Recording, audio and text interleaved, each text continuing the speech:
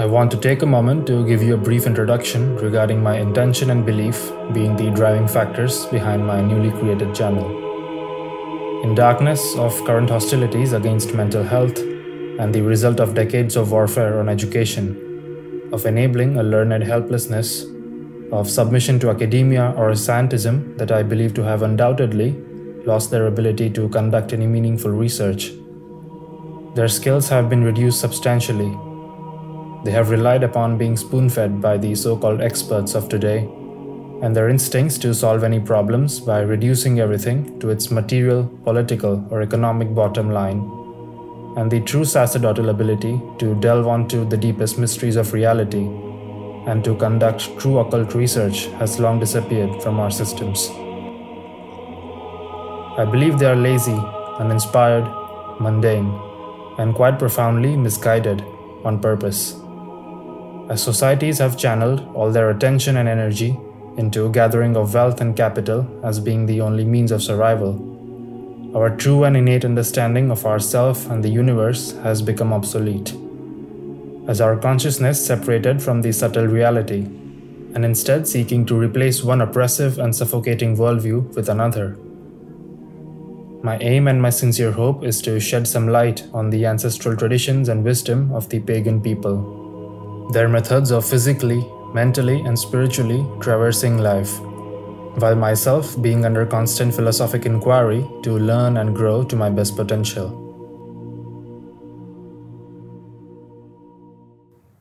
It is a stark contrast I notice between the kind of scenario where today humanity is seduced by the glitter and glamour of modernity, and the existence solely dedicated to serve a merchant-oriented society, over time evolving from small, happy and native communities into a globally connected marketplace, replacing quantity over quality.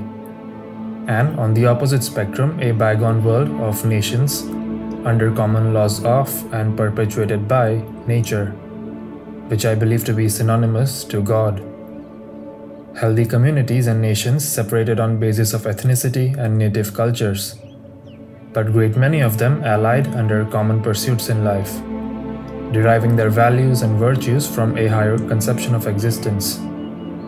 Some being solely devoted to philosophy, literature, art, or spiritual life, while others dedicated into forming highly respectable orders of armies and martial disciplines, none of them being ideologically disconnected from each other. This former conception of the past, that I deem to be much healthier in approach, considered to have been standing a magnificent test of time through thousands of years, without undergoing any manipulation in its teachings or any twisting of its narratives, until very recently it has been buried beneath increasing layers of lies and propaganda by modern-day reductionists and pessimist intellectuals, who have only sought to paint layers upon layers of their short-sighted vision and worldview of our true ancestral wisdom. Luckily, a part of my own childhood was spent in a time and place where this deceptive parasite had not crept in with its virus. I had glimpses of this bygone age, noticing the gradual decline of the innocence, beauty, and honesty of the old world. This made me recognize the sacredness and the wholesomeness of humanity's actual role and purpose in the cosmos. And nature informs us of our role that aligns with the laws of God, omnipresent laws that speak of healthy creation of new forms of life, and the destruction of every aspect in the universe, only giving way to creation in a cyclic continuum. And I believe the modern world has already lost the conception of this deep meaning of existence, slowly beginning to turn its back upon this law and tread on a suicidal path into the abyss. I believe anything that deprives us of true meaning is easily capable of making our lives miserable and profane, misguiding our mind, body, and soul on paths that are spiritually exhausting to a great degree. This assault, not just on meaning, but purpose, on history, and on memory, is a patient tactic to destroy all sacred notions of our environment and our existence. These are the mysteries of life, of nature, of our identity and purpose, and they beckon still above the distractions and blurs of the modern chaos. There is a dire necessity to cultivate true discernment and a way of salvaging the relics of our distant past and initiate a new culture and face the facts of the agendas promoted by the consolidation of interests of select groups and organizations that are at best indifferent and at worst hostile to the very existence of humanity. Therefore, we see the pushing into our societies, influences to numb and demoralize, to transgress and create degenerated norms and deviations that are not only tolerated but encouraged and rewarded on the highest stages, creating maximum complexity, convolutions and confusion to utterly misguide and undermine true human potential. And I believe we've barely begun to see how much modern humanity is capable of debasing itself in this regard. I believe the more simpler things are, the more easier it becomes to set things into correct shape and maintain order. Instead of retrofitting new schemes and policies as time passes, if the potential of people is channeled in a purposeful direction and their growth and evolution conducted in a spiritually healthy framework, things most likely will have a net positive result.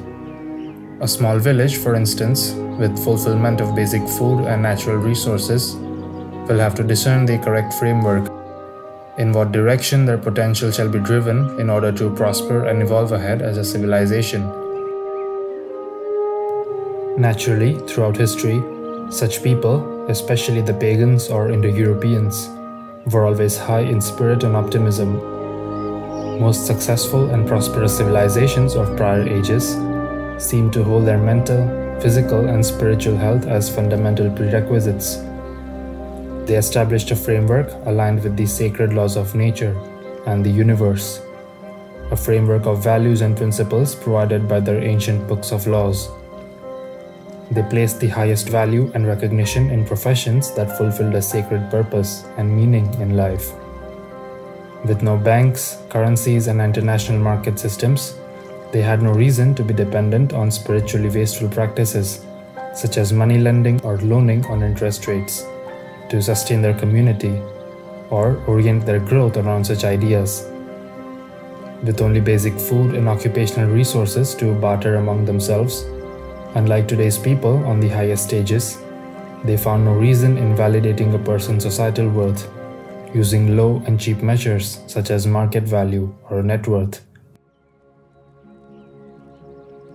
Land, in this sense, unlike today, had little to no recognition in terms of material wealth or as a business asset, but possessed more of a sacred, divine, and ancestral value that would yield good fortune for their descendants, should they continue to fulfill their noble responsibilities, grow and evolve in all aspects of life, while remaining in the framework of these said values and principles.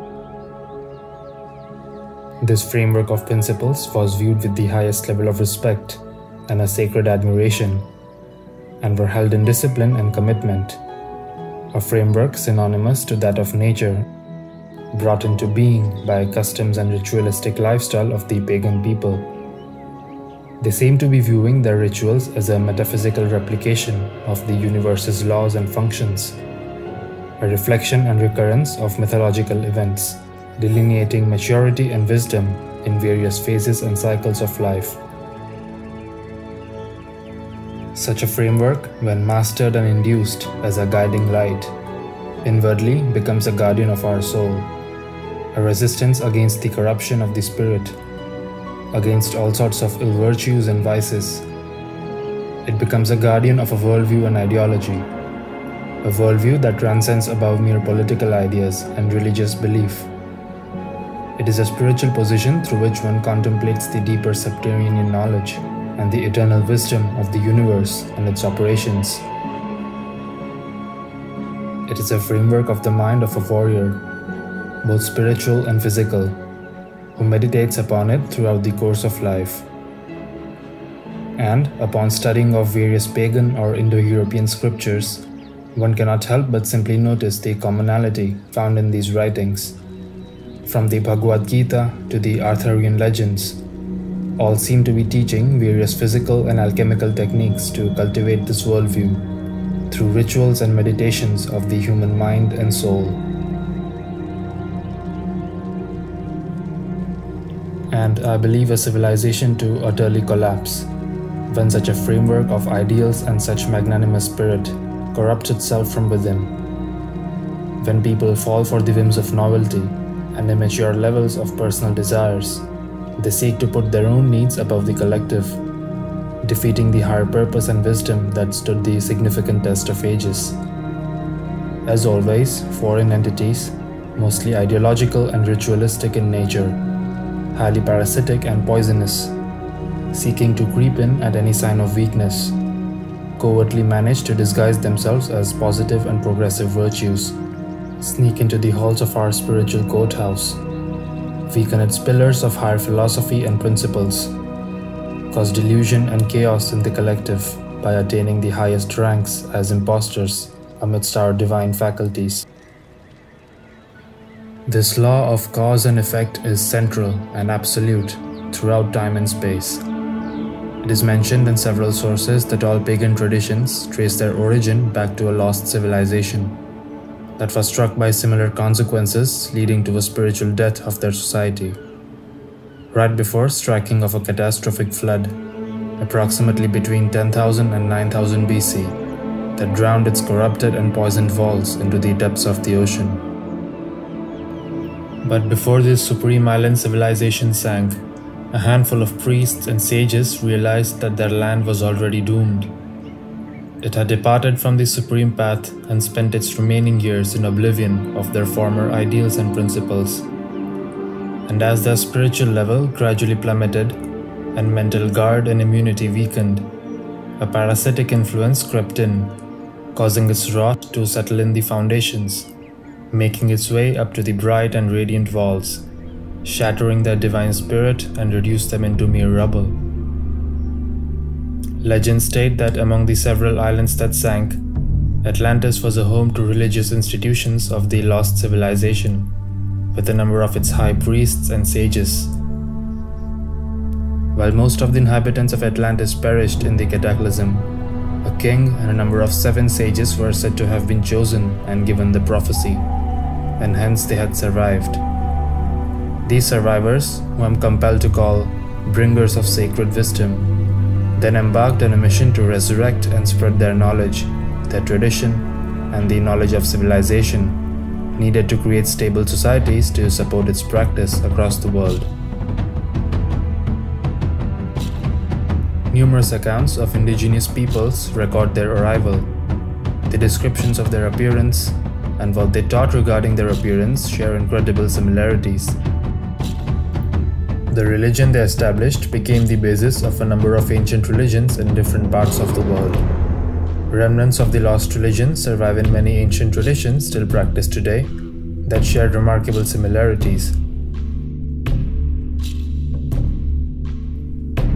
Following in the wake of the bringers of wisdom, a global culture and civilization arose, which had adopted the so-called religion of the sun, and further established it across the world, by both land and sea. As far as I can tell, sometime after 9700 BC, this culture appears to have largely migrated from around the Black Sea region, the Caucasus and the Anatolian region, where the megaliths of the world's first temple have now been discovered. The only surviving link between this lost civilization and modern-day humanity are a tribe known as the Scythians, and the so-called royal bloodline of primordial monarchs and priests who belong to this tribe and trace their ancestry back to Noah and his sons, along with an intervention of a mysterious foreign DNA said to be of, quote, divine nature.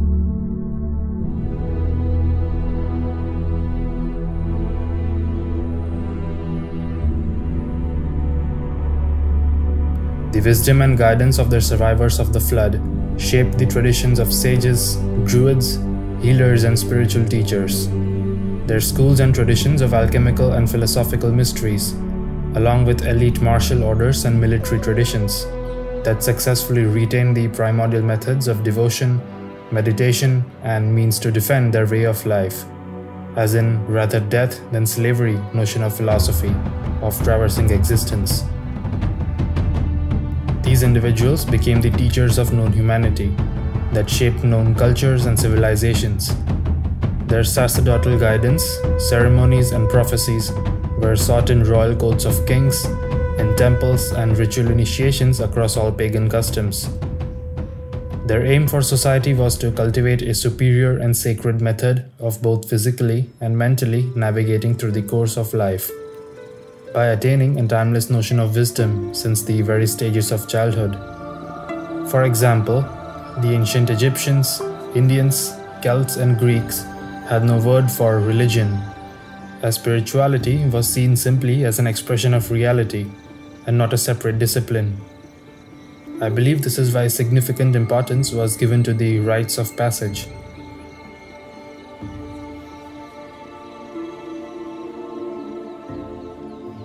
Most traditional religions have clear ritual or rites that mark the passages of a child's life. As did all traditional societies commemorate this transition into different phases of life, or in defining their deepening role and position in their family, tribe, and society. Traditionalist modes of life must acknowledge time through the week, through the months, and the alchemical seasons. There must be quiet moments of reflection, introspection, and elaborate celebrations. There must be preparations for abstaining and feasting that mark a dimension of time and space, of before and after. Such rituals of life delineate maturity, of distinct phases and cycles of life. This is the deepest meaning of initiation, as in to begin, a commencement, a new birth, or levels of growth, the attainment to new stages of mystery, to a deeper understanding of one's role in family, in the community, and in the world.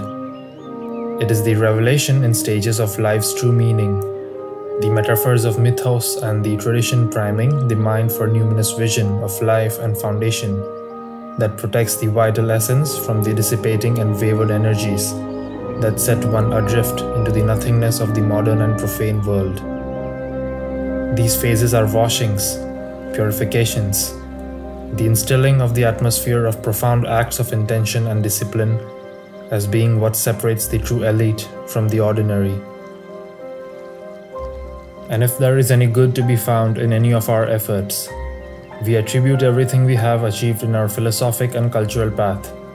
If we have any discernment or wisdom as born from ancestors, a society that has rich history of sages, masters, of holy men or guru, can only achieve such if the population honors, supports, and preserves their existence and memory, and enshrines their ideals in the very core of their natural, cultural, and spiritual identity. To be raised and nurtured, having heard and learned the timeless philosophic mysteries of mythology and legends, and understanding the substantial and the subtle laws of the universe beyond physical limitations of contemporary science, enormous gates are opened that lead us into the world of the subtle reality.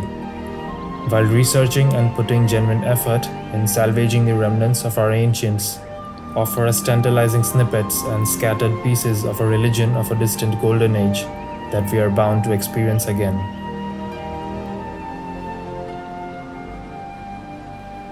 Our time has overly reduced and rationalized mythology, caricatured the archetypal heroes and ascended masters of sacred mysteries and traditions into mere figures of fantasy films and fictional dramas. The legendary journeys, the heroic battles and quests are synonymous to the journeys and battles humanity has to face in every age and epoch that is to come, both internally and externally. Therefore, mythology is timeless, constantly revealing the narratives within both individual and collective consciousness, events that likely took place but soon to be interpreted by people with varying perspectives.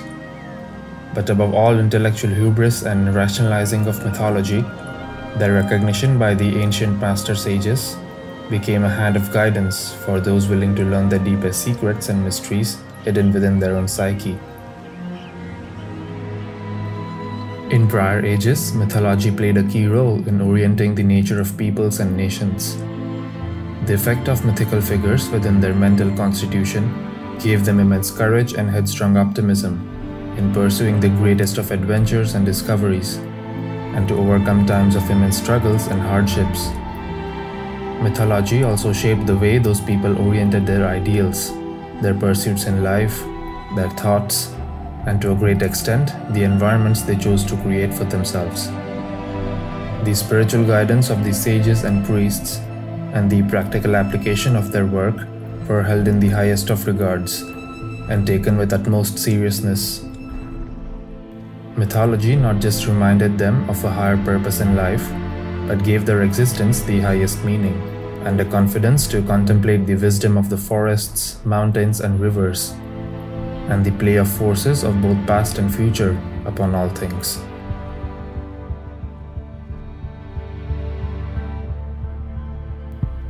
The world of today is grounded down by these soulless cultural systems, run by parasitic cabal of our age. A deep longing awaits the return of the banished age of beauty and enlightenment, for something practical in the highest sense of the word. Our true war is an occult war, a spiritual battle against infernal forces that pervade through our age. A few are beginning to realize that so-called civilization in its present form is at the vanishing point, that coldness, heartlessness, commercialism, and material efficiency are impractical, and I believe only that which offers opportunity for the expression of love and ideality is truly worthwhile. All the world is seeking happiness, but knows not in what direction to search. Men must learn that happiness crowns the soul's quest for understanding. Only through the realization of infinite goodness and infinite accomplishment can the peace of the inner self be assured. In spite of man's geocentrism, there is something in the human mind that is reaching out to philosophy, not to this or that philosophic code, but simply to philosophy in the broadest and fullest sense. And I take this responsibility to deliver my message seriously and with genuine optimism. I hold myself responsible, independent of any pressure, and looking forward to elaborate what I just discussed, and even branch out into other topics of discussion. Thank you for watching.